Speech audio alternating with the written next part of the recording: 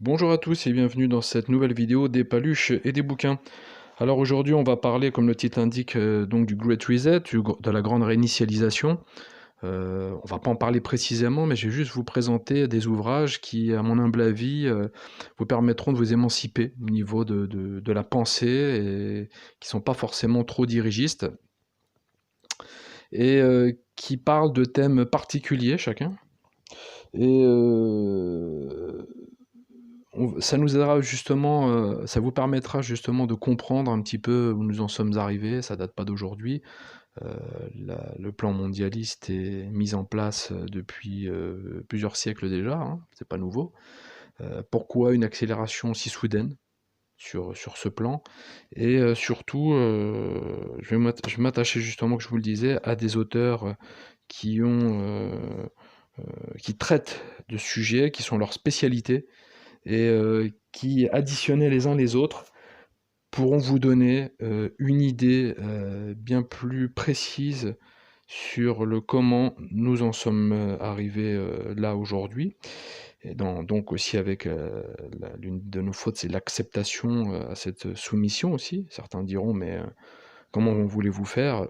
Les solutions restent très limitées, certes, mais d'un point de vue collectif, grâce à l'émancipation intellectuelle, grâce à la lecture, euh, on pourra construire des choses ensemble. Et on le voit aussi avec les intellectuels mis en place. On va pas citer de nom, il y en a, ils sont tellement, comment dire, mis au rouge que les pauvres, ils sont à deux doigts justement d'être incarcérés pour d'autres qui sont déjà incarcérés pour délit d'opinion. Donc on va se lancer, je ne vais pas trop parler non plus.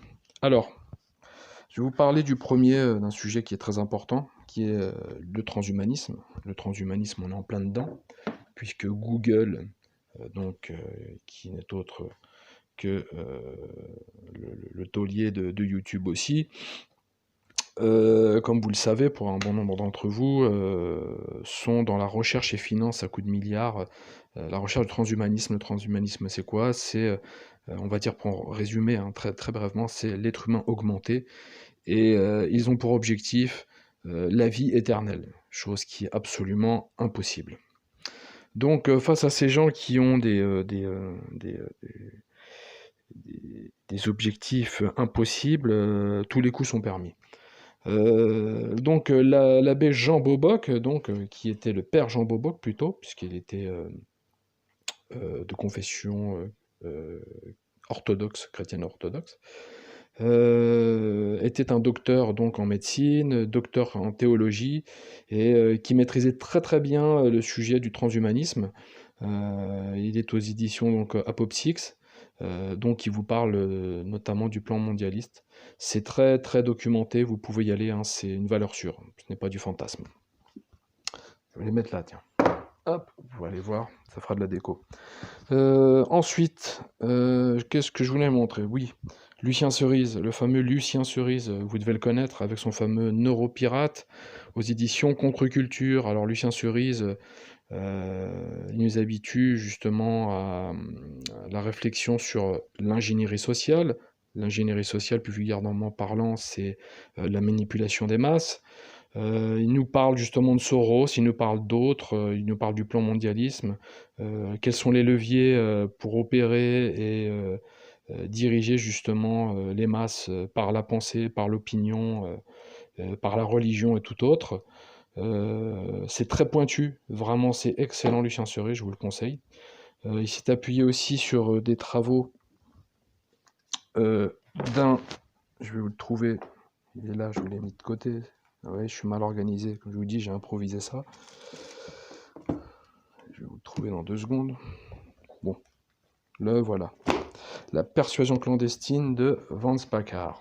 Donc Vance Packard, qui était je pense, sociologue américain, et qui met en exergue justement, la première fois, je pense, le mot ingénierie sociale à travers la manipulation des masses pour la consommation, donc la publicité, ce genre de choses, qui a ensuite dérivé sur la politique, puisque la politique et les élections aujourd'hui ne sont que de la communication.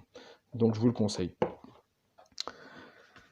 On va enchaîner avec Pierre Hillard. Alors Pierre Hillard, vous devez le connaître, j'ai un magnifique envoi, moi je le connais personnellement, j'ai la chance, souvent communiqué, il voulait m'aider à écrire un bouquin, il m'a donné pas mal de références, un bouquin que j'ai mis à l'index pour le moment. Parlons plutôt de Pierre Hillard et les chroniques du mondialisme. Pierre Hillard, donc inattaquable, car il est documenté, il sort les documents, il sort les preuves de ce qu'il avance. Celui-ci va parler justement des groupes, des gros groupes comme le Bilderberg, la franc-maçonnerie, ou voire d'autres, qui sont donc les acteurs du mondialisme. Il parle des banques, il parle du noachisme, cette fameuse religion qu'on souhaiterait nous imposer une fois le mondialisme, on va dire, assemblé, une fois que l'humanité sera bien nivelée. Il a aussi fait l'Atlas du mondialisme. Je ne vous présente pas les archives ni son dernier livre, ils ne sont pas avec moi. L'Atlas du mondialisme, pareil, c'est très documenté, les cartes, les documents, c'est un gros bouquin. Il a été réédité parce qu'il était en rupture de stock, étant donné que les éditions Le Retour aux Sources avaient perdu l'un de leurs fondateurs, donc il y a eu des petits soucis au niveau, je pense, droit, héritage, ce genre de choses. Donc elles se sont divisées en deux.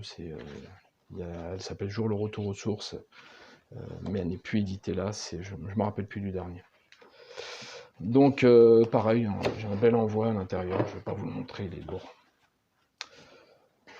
Donc ça je vous le conseille. Alors, important, très important, je pense, je vais les mettre ensemble, parce qu'ils sont raccords, ce qu'on appelle les situationnistes. Guy Debord, la Société du spectacle, et les commentaires sur la Société du spectacle. Alors Guy Debord, il avait même fait un film en lisant en voix off ce livre. Donc je vous donne juste le premier, ça va vous donner le ton. Toute la vie des sociétés dans lesquelles règnent les conditions modernes de production s'annonce comme une immense accumulation de spectacles. Tout ce qui était directement vécu s'est éloigné dans une représentation. Il va parler que tout ce qui est le vrai est le faux, et tout ce qui est le faux est le vrai, tout est renversé. Ce qui peut vous aider à mieux comprendre aujourd'hui, c'est le commentaire sur la Société du spectacle qui était sorti lui en 88. C'est plus précis, c'est plus clair, je trouve. Debord s'est ensuite suicidé, donc il appartient à un mouvement qu'on appelle situationniste et digne héritier, et que je trouve le plus, on va dire, le plus précis, celui qui a compris le sujet d'une manière globale, générale, sans rentrer dans les petits détails. Vous savez, quand je dis le détail, le transhumanisme est un élément, qu'est-ce qu'on peut avoir? Les religions sont un élément aussi, comment on appelle ça? La communication sont un élément, ainsi de suite, ainsi de suite.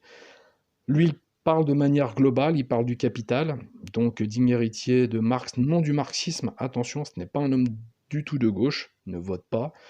J'ai eu la chance de connaître Francis Cousin et un petit peu de le côtoyer avant qu'il parte en province. Donc il m'a fait même un envoi, très, très gentiment, même s'il est contre le fétichisme de la marchandise. Le voici. Et ça va se poser comme des textes, comme dans la Société du spectacle de Guy Debord. Des textes qui sont vraiment d'une perspicacité hors norme. Je pense que Cousin est le personnage qui est le mieux saisi et le mieux analysé la chose au jour d'aujourd'hui. J'y vais peut-être un peu fort, il y en a d'autres, mais tout simplement je ne les connais pas. Je vous fais le petit résumé qu'elle a. Donc c'est le spectacle du fétichisme de la marchandise fait le devenir du monde. L'existence humaine n'y est là qu'une longue errance angoissée sur le marché narcissique des rencontres factices. Partout règne la liberté despotique de l'argent, et l'humain asservi et déchiré par les dictatures démocratiques de l'avoir et du paraître ne cesse de consommer sa propre soumission contre le totalitarisme de la fausse conscience. Il s'agit de tourner le dos à la mise en scène de la passivité moderne pour retrouver les véritables chemins du sens critique et poser en pratique la question radicale de l'authenticité de l'être. Donc ça s'appelle l'être contre l'avoir, c'est l'un des j'en ai d'autres. On a aussi commentaires sur l'extrême radicalité des temps derniers et voire d'autres. On va aller sur Youssef Indy. Il y en a qui doivent le connaître. Youssef Indy, qui a écrit donc Les mythes fondateurs du choc des civilisations, le mystique de la laïcité, Occident-Islam 1 et 2. Là, il va parler comment l'islam est devenu l'ennemi de l'Occident. Il s'appuie énormément sur la stratégie du choc des civilisations de Samuel Huntington, donc de pousser d'homme à Ishmael les uns contre les autres pour tirer ensuite les marrons des braises. C'est Findi, je vous le conseille. Pareil, petit envoi, on s'est rencontrés, on a pu échanger, c'était pas mal du tout. On a aussi dans la même lignée, bon, on parlait de Soros tout à l'heure, le voici, Georges Soros, avec l'excellent livre, c'est le meilleur en la matière, c'est Pierre-Antoine Plaquevent, aux éditions Le Retour aux Sources. Il a été réédité très peu, il y a un avant-propos donc de Xavier Moreau et une postface de Lucien Cerise, donc, que je vous ai présenté tout à l'heure. Georges Soros, qui est un acteur majeur du mondialisme et du chaos semé au jour d'aujourd'hui.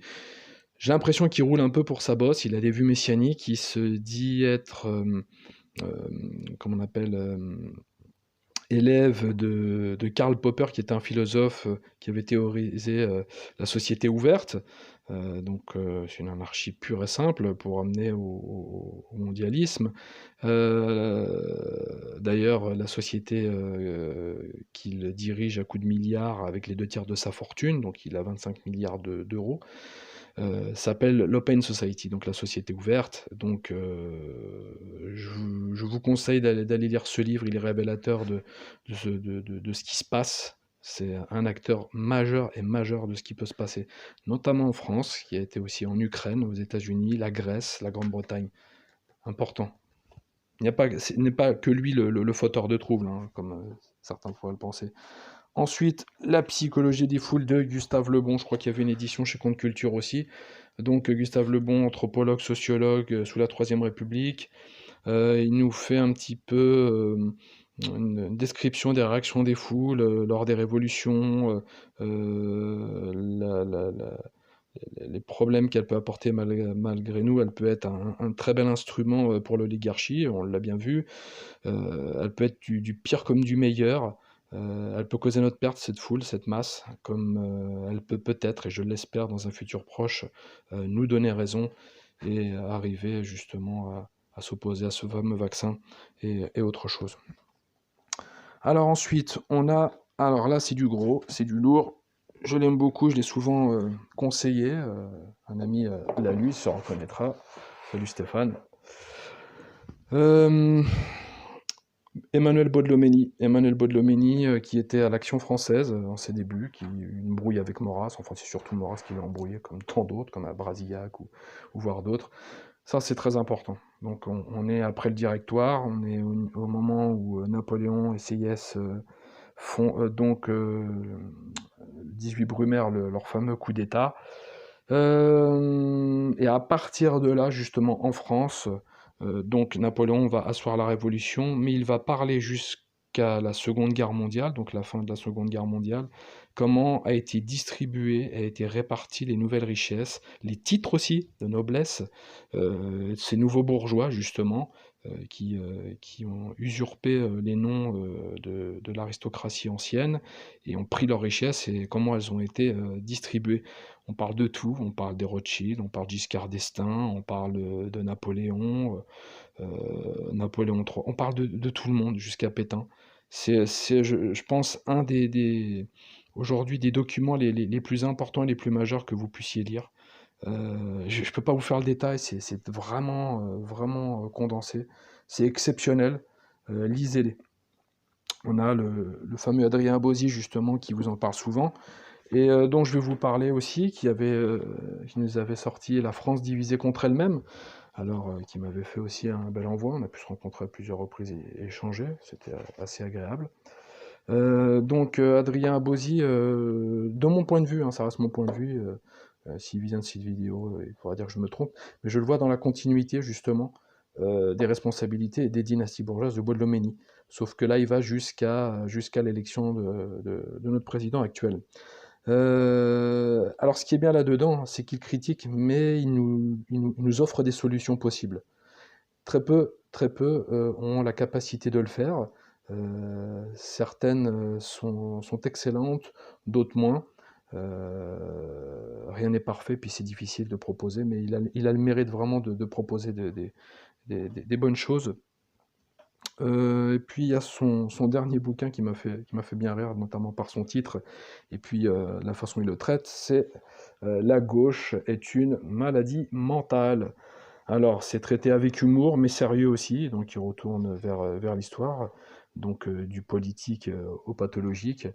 Il parle beaucoup, donc de Jaurès, la Troisième République, affaire, des fiches Jaurès, partisans de la délation. On parle de tout ça, c'est excellent. Ça va de Jaurès, enfin ça va de la Révolution Jaurès jusqu'à nos jours, très très récemment, puisqu'il vient de sortir le bouquin. Je vous le conseille, hein. Moi j'ai passé un bon moment, ça m'a bien fait rire. Et puis je vais terminer par monsieur Jean de Vigry qui nous a quittés il y a peut-être moins d'une année, qui avait écrit Les Deux Patries. Je pense que pour les personnes qui démarrent, c'est un excellent livre qui nous justement nous montre on est passé de quoi à quoi aujourd'hui, à quelle date, à quel moment et comment le changement de paradigme s'est fait. Alors pourquoi il est intéressant? Parce qu'on est dans ce rechangement de paradigme. Et là, je ferai une liaison avec Francis Cousin qui parle de non-auto-validation du capital au jour d'aujourd'hui, qui est obligé de détruire pour reconstruire ces nouveaux marchés, comme il y a pu y avoir avec le premier conflit, le second conflit, puis tant d'autres. Voici pourquoi il y a cette crise majeure au jour d'aujourd'hui. Alors, je vous encourage aussi à aller sur une réflexion d'anticipation sur le vaccin, pour ceux qui ont compris la supercherie, qui ont vu un petit peu comment ça allait se passer, euh, quelles seraient les solutions. On ne va pas se laisser faire. Je demande surtout un petit peu de compréhension et comment on appelle ça, d'ouverture d'esprit à beaucoup de gens qui tournent encore avec les médias dominants et qui pensent être affranchis parce ils consultent des médias tels que ThinkSpot, Street Press ou des conneries lamentables comme Mediapart, où les gens pensent être complètement autonomes de la pensée et dissidents. Non, non, il n'en est rien. Ce ne sont pas eux qui détiennent les vérités. Les vérités de ceux qui les détiennent, ce sont ceux que l'on enferme, ce sont ceux dont on ferme la bouche parce qu'ils dérangent. Non pas ils disent des conneries, on leur fait fermer la bouche, ils dérangent.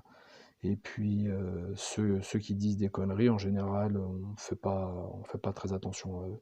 Donc aujourd'hui, tous ceux qui vont aller contre ce qui se passe aujourd'hui, ça, bon, donc la délation, qui sont les moyens aujourd'hui, la culpabilité, qui vont être comme en 40, c'est de diaboliser ce genre d'idées, de la ridiculiser et d'ostraciser les gens qui pensent ainsi.